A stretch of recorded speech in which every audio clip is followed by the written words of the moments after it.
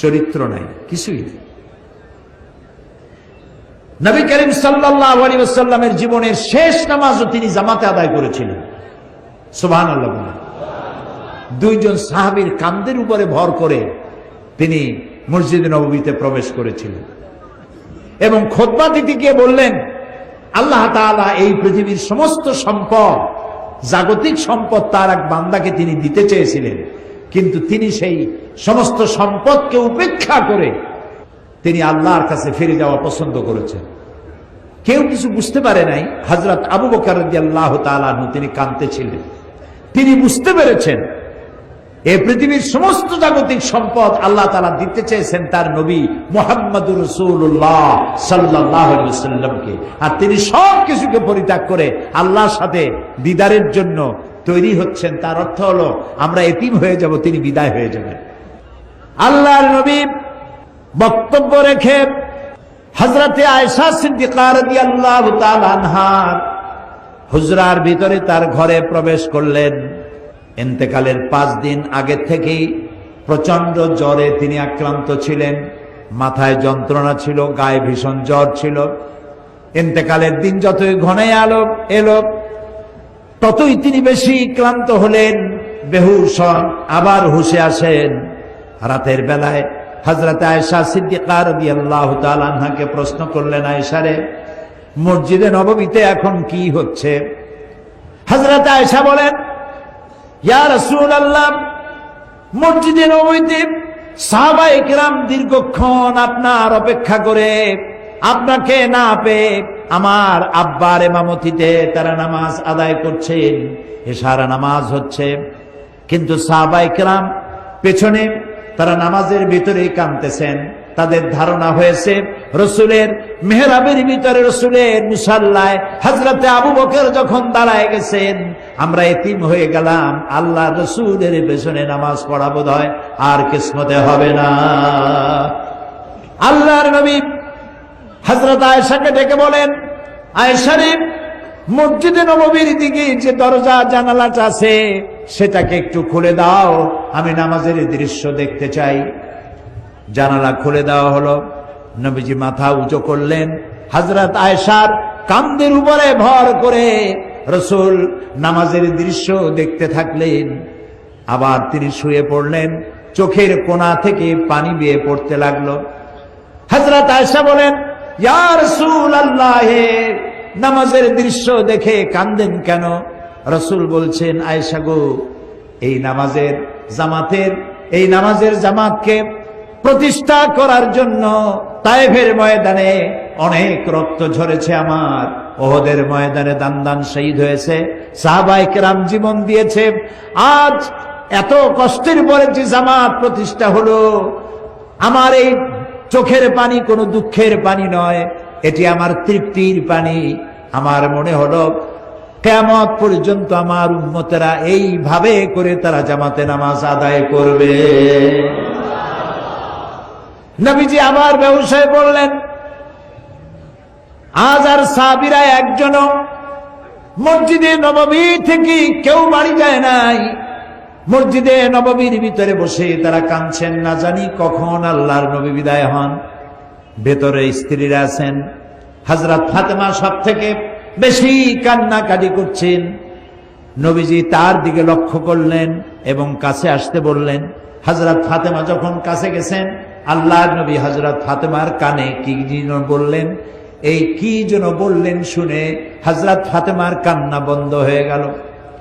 হযরতে আয়েশা হযরত ফাতেমাকে ডেকে জিজ্ঞেস করলেন, ফাতেমা গো, আল্লাহর নবী তোমার কানে কি বললেন আর তোমার কান্না বন্ধ হয়ে গেল? হযরত ফাতেমা বলেন, মা, আমার আব্বা জান আমার কানে কানে বললেন, ফাতেমা তুমি কেঁদো না, তোমার কান্না আমার বরদাস্ত হয় না। আমি তোমাকে সুসংবাদ শোনাতে চাই, আমি দুনিয়া থেকে বিদায় হওয়ার পর সকলের আগে তোমার সাথে আমার দেখা হয়ে যাবে। এর দ্বারা হযরত ফাতেমা বুঝতে পেরেছেন রাসূল ইন্তেকালের পরে সকলের আগে হযরত ফাতেমার ইন্তেকাল হবে আর রাসূলের সঙ্গে দিদার নসিব হবে। ফজর হয়ে এলো, নবীজি বেহুশ অবস্থায় পড়ে আছেন। হযরতে জিবরিল আলাইহিস সালাম রাসূলের হুজরার ভিতরে প্রবেশ করে আল্লাহ নবীকে সালাম দিয়েছেন, আসসালামু আলাইকা ইয়া রাসূলুল্লাহ, হে আল্লাহর রাসূল, আল্লাহ পাক আপনাকে সালাম জানিয়েছেন আর জানতে চেয়েছেন আপনি কেমন আছেন। যদিও আল্লাহ সবই জানেন, আপনার মুখ থেকে জানতে চেয়েছেন আপনি কেমন আছেন। আল্লাহ নবী বলেন, জিবরাইল বড়ই কষ্টে আছি। হযরতে জিবরাইল বলেন, ইয়া রাসূলুল্লাহ, আল্লাহ রাব্বুল আলামিনের পক্ষ থেকে আজ এক নতুন ফেরেশতা আমি সাথে করে নিয়ে এসেছি, যেই ফেরেশতা পৃথিবীর কোন মানুষের কাছে যাওয়ার জন্য আসার জন্য অনুমতি চায় না, আজ আপনার খেদমতে আপনার কাছে আসার জন্য অনুমতি চায়। এই যে আমার পেছনে দাঁড়ানো, তার নাম মালাকুল মউত। হযরতে মালাকুল মউত রাসূলকে সালাম পেশ করে বলছেন, ইয়া রাসূলুল্লাহ, আল্লাহ রাব্বুল আলামিন তিনি আমাকে পাঠিয়েছেন আপনার জান কবজের জন্য। আমি এই পৃথিবীতে কারো জান কবজের জন্য অনুমতি চাই নাই, আপনার কাছে অনুমতি চাওয়ার জন্য আমাকে বলা হয়েছে। নবীজি বললেন, মালাকুল মউত, আমি যদি অনুমতি না দেই?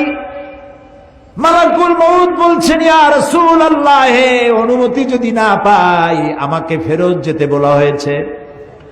হযরতে জিবরাইল বলেন, ইয়া রাসূলুল্লাহ, হে আল্লাহ রাব্বুল আলামিন আপনার দিদারের ইন্তজার করতেছেন।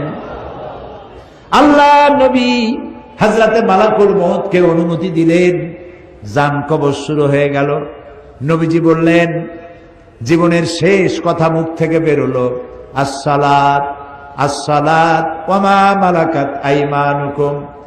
আমার উম্মতেরা, জীবনের শেষ কথা তোমাদের জন্য রেখে গেলাম, নামাজ নামাজ নামাজ ছেড়ে দিও না।